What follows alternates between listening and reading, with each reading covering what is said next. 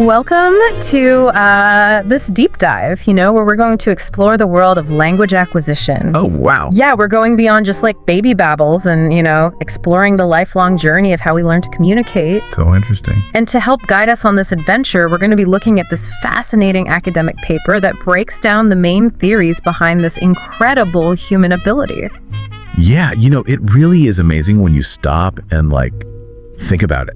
Yeah. We all speak, a lot of us, learn multiple languages, but the how and the why is something we rarely consider. Absolutely. That's so true. And this deep dive is going to reveal some pretty surprising facts. Did you know that our brains might actually be pre-wired for grammar? Whoa. And that the way we talk to babies isn't just adorable, it's like giving their brains a language boost. Precisely. Yeah. For years, scientists have been debating whether language is primarily innate, something we're born with, or if it's learned through our environment. Okay, so let's unpack these big theories, starting with that nativist approach, which was really popularized by the famous linguist Noam Chomsky. Yes, Chomsky's work was revolutionary. It really was. He proposed this idea of a language acquisition device. LAD for short. Okay. Think of it as like a built-in system in our brains, almost like a specialized computer program. Wow. That's ready to decode the rules of language from the moment we're born. So we're all born with a tiny linguist inside our heads. Kind of, yeah. That's wild, but is there evidence to support that? Actually, yes. Think about those cute mistakes kids make when they're learning to talk, like saying good instead of went. Mm-hmm. They're not simply imitating what they hear. They're applying a grammatical rule they've intuitively grasped, even if it's not perfectly accurate yet. That's a really good point. It's like their brains are figuring out the system even if the output isn't quite right yet. Exactly. But while the LAD is a fascinating concept, the nativist approach alone can't explain everything about language development. Yeah. Social interaction plays a huge role, something Chomsky's theory doesn't fully address. Okay, so let's move on to the second major theory, the environmental or behaviorist approach, which was championed by B.F. Skinner. Skinner believed that language is learned primarily through reinforcement and imitation. Okay. Imagine it like training, but for talking. Right. Parents reward correct speech with praise and attention, while mistakes are either ignored or corrected. This feedback loop, according to Skinner, is how children gradually learn to speak. So picture a parent getting super excited when their baby finally says ball correctly. Exactly. That positive reinforcement encourages the child to keep using that word. That's the idea. However, like any theory, behaviorism has its limitations. Of course. Critics argue that it doesn't fully explain how children master complex grammatical structures so quickly. It seems unlikely that they receive specific reinforcement for every single grammatical rule they learn. That makes sense. It's hard to imagine parents, consciously rewarding every tiny grammatical nuance a child picks up. So where does this leave us? Is there a winner in this language theory showdown? Well, current research suggests that the most accurate model is actually a blend of the previous two. Okay. It's called the interactionist approach. Interesting. This theory emphasizes the interplay between our innate predispositions for language. Okay. That tiny linguist concept from the nativist view, and the crucial influence of our environment, as highlighted by the behaviorist approach. Oh, okay.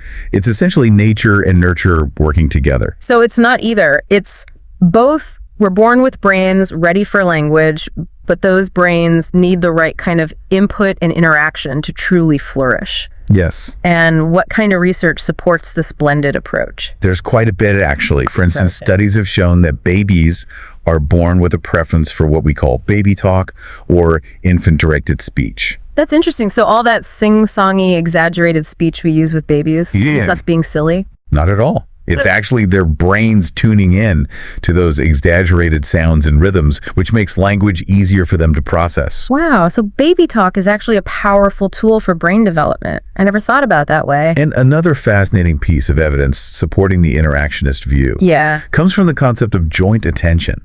Okay. This is when a baby and caregiver focus on the same object or event. Together, studies show that joint attention significantly boosts language learning. Think about a parent pointing at a dog and saying, "Look, puppy," while the baby is also looking at the dog. Right. That shared focus helps solidify the connection between the word and the object. That makes perfect sense. It's like a light bulb going off in the baby's brain, connecting the word to the experience. Yeah. Shared attention, shared vocabulary. It's a beautiful thing. It really is. And one more compelling piece of the puzzle that supports the interactionist approach comes from bilingualism. Okay, so how does bilingualism fit into all this? Think about it. Children immersed in 2 languages from a young age can master both with remarkable fluency. Right. This points to the brain's incredible plasticity and its ability to adapt to the linguistic environment it's exposed to. So it's not just about being born with language ability, it's about the brain's amazing capacity to absorb and adapt to the languages it encounters. That's really exciting. But it also makes me wonder, does this ability to soak up languages change as we get older? That's a great question, and one we'll definitely delve into. Okay. It's true that learning a new language generally gets trickier as we age, but it's not impossible. Right. Understanding the science behind these changes can actually help us approach language learning more effectively, no matter our age. That's encouraging. So it sounds like we need to unpack why languages seem to get tougher later in life and what we can do about it. I'm ready to dive in. Welcome back to our deep dive into language acquisition. I'm eager to continue our exploration. Last time we, explored the science behind how our brains learn language, from the power of baby talk to that, intriguing challenges of the critical period hypothesis. And today we're going to shift our focus to the practical side of things, like what does all this fascinating research mean for those of us who want to learn a new language or even brush up on one we studied before? Exactly. I think we've all got that language learning app we downloaded with good intentions, maybe even a dusty textbook or two lurking on a shelf somewhere. You're not alone. Yeah. But here's the encouraging news. No matter your age, there are proven strategies that can make language learning more effective and, dare I say, enjoyable. Oh. It's all about working with your brain, not against it. Okay, I'm all about working smarter, not harder. So let's dive into these strategies. What's the most important thing to keep in mind, when we're trying to learn a new language? One of the key takeaways from the interactionist view of language acquisition is the power of immersion. Okay. Remember how we talked about how children learn language naturally by being surrounded by it? Right. Well, we can try to recreate that environment even as adults. So it's more than just passively listening to a language learning app for a few minutes a day. Precisely, while passive listening can be helpful for getting familiar with sounds and rhythms. Right. It's not enough to achieve true fluency. You need to actively engage with the language. Seek out opportunities to speak, read, and write in your target language. Yeah. Yes, it might feel awkward at first. Sure. But those fumbles are actually crucial for learning. I see what you mean. It's like the difference between watching a cooking show and actually getting in the kitchen and trying a recipe. Yeah. You can't learn to cook just by watching someone else do it. You need to get your hands dirty and make mistakes and figure things out along the way. That's a perfect analogy. And one of the best ways to immerse yourself is to connect with native speakers. Okay. Find language exchange partners online or in your local community. Right. Join conversation groups, take advantage of online tutoring platforms, or if you have the opportunity, consider traveling to a country where the language is spoken. Travel is definitely an amazing way to immerse yourself, but it's not always feasible for everyone. Right. What about those of us who are learning a language from home? Are there ways to create that immersive environment without hopping on a plane? Absolutely. There are so many ways to create a language-rich environment in your everyday life. Okay. You can watch movies and TV shows in your target language with subtitles, listen to music and podcasts, even switch the language settings on your phone and computer. Oh. You'd be surprised how much you can absorb just by navigating your digital world in a new language. I love the idea of changing my phone settings. I bet I'd pick up all sorts of interesting vocabulary words just from figuring out where all the apps went. Yeah. What about vocabulary learning in general? Any tips for making new words stick? When it comes to vocabulary spaced, repetition is key. Okay. Our brains are wired to forget things over time. So it's crucial to review new words and phrases regularly. Flashcards, language learning apps, or even just making a conscious effort to use new words in conversation can all help. Spaced repetition sounds familiar. Isn't that the idea behind those flashcard apps that keep quizzing you on the words you struggle with? That's right. Those apps often use algorithms to determine when you're most likely to forget a word. Wow. And then schedule review sessions accordingly. This helps move information from your short-term memory to your long-term memory. That's a clever approach. So it's not just about, cramming as many words as possible. It's about strategically reviewing them to really make them stick. Oh. I'm definitely going to try that. What about the grammar side of things? Any tips for making those rules less intimidating? When it comes to grammar, it's important to remember that perfection is not the goal. Right. At least not in the beginning. Don't be afraid to make mistakes. Even young children learning their native language make tons of errors. Of course. It's a natural part of the process. Embrace those mistakes as opportunities to learn and grow. I know you're right, but it's hard not to feel self-conscious when you're stumbling over words and messing up verb conjugations. Yeah. Do you have any advice for overcoming that fear of looking silly? It's totally understandable to feel that way. But try to reframe those fumbles as victories rather than failures. Okay. Every time you make a mistake, you're actually stretching your brain and forging new neural pathways. Think of it as a mental workout for your language muscles. I love that a language workout, it really does help reframe the whole learning process as something positive and challenging, rather than something to be afraid of. Any other words of wisdom before we move on? One last thing I'd emphasize is to find what motivates you learning a language is a marathon, not a sprint. Right. So it's crucial to make the journey enjoyable. Choose materials that interest you, set realistic goals, and celebrate your progress along the way. Whether it's the thrill of understanding a foreign film without subtitles or the joy of connecting with someone in their native language, those moments of accomplishment are what keep you going. Those are great points. Motivation and enjoyment are essential for any long-term learning endeavor. Speaking of motivation, let's talk about some of the amazing benefits of being bilingual or multilingual. It's not just about impressing people with your language skills, right? Absolutely not. There's a growing body of research demonstrating that knowing multiple languages offers cognitive, social, and even economic advantages. I've heard that bilingualism is like a brain booster. Is there any truth to that claim?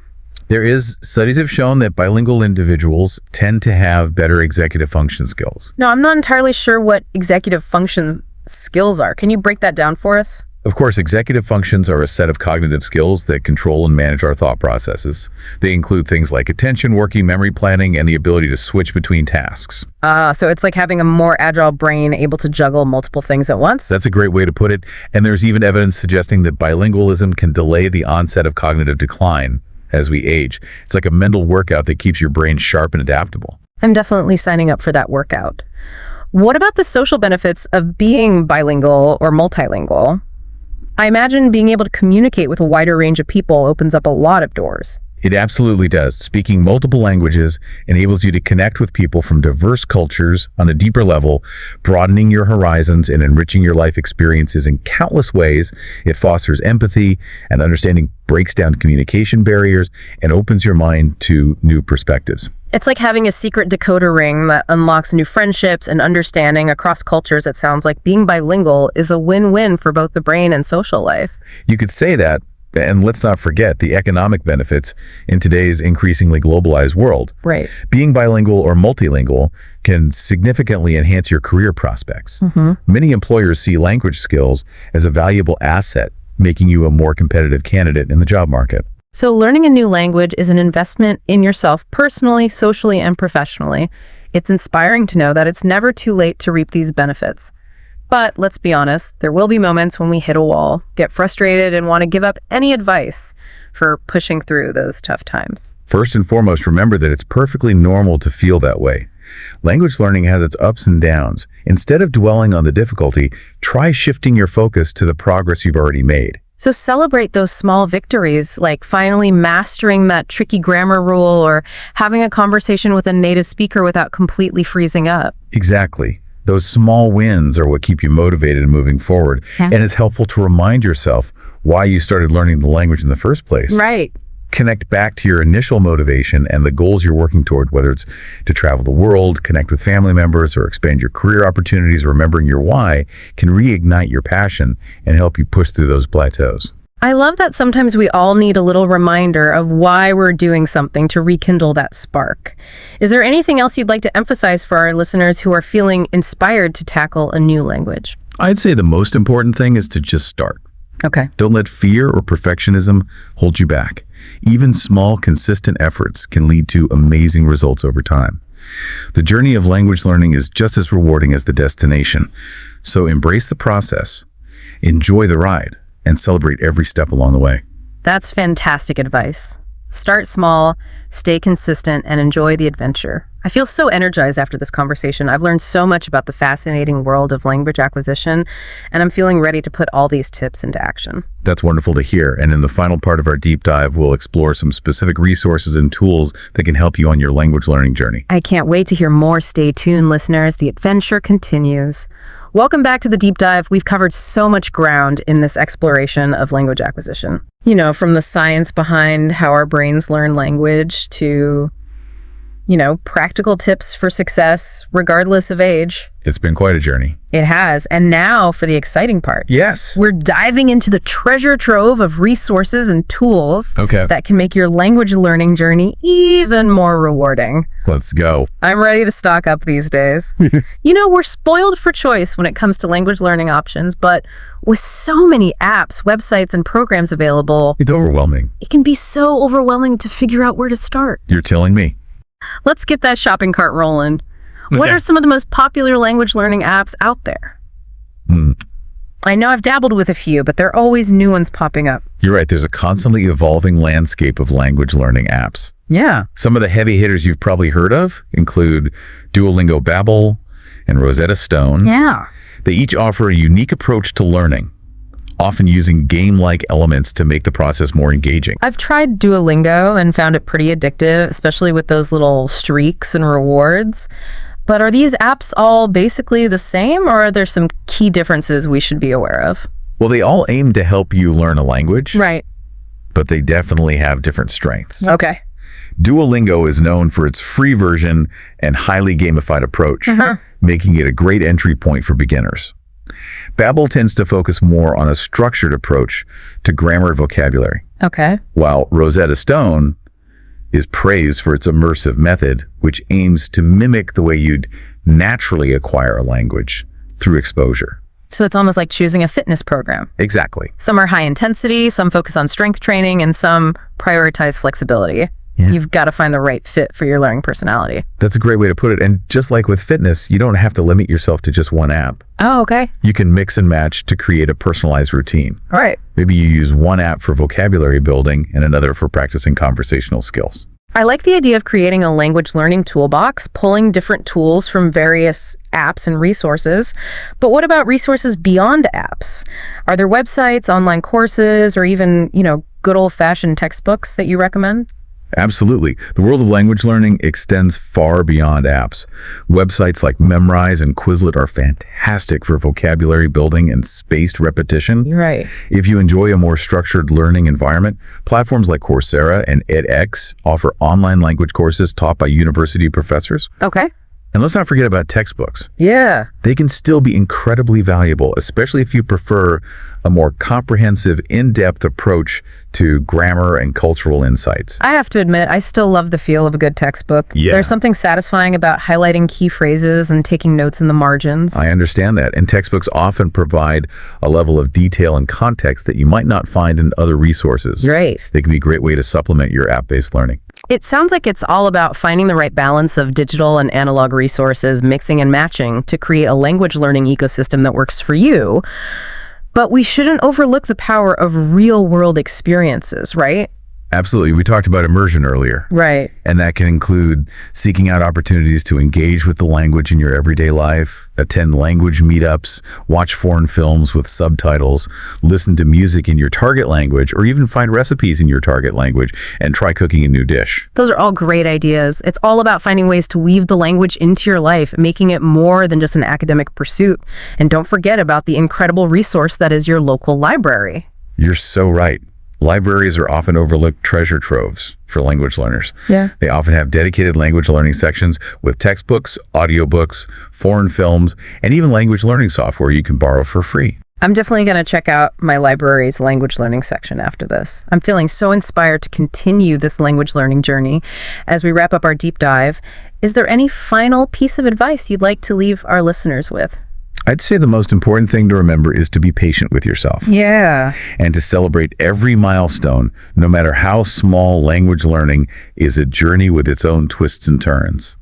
It's okay to make mistakes, to stumble along the way. Right. and even to take breaks when you need them. Okay. The key is to keep that spark of curiosity alive, to find joy in the process of discovering new ways to communicate with the world. Yeah. And to remember that every step forward, no matter how small, is a victory worth celebrating. Beautifully said so to all our fellow language enthusiasts out there. Yes. Embrace the challenge, have fun, and never stop exploring the incredible world of language. Happy learning, everyone.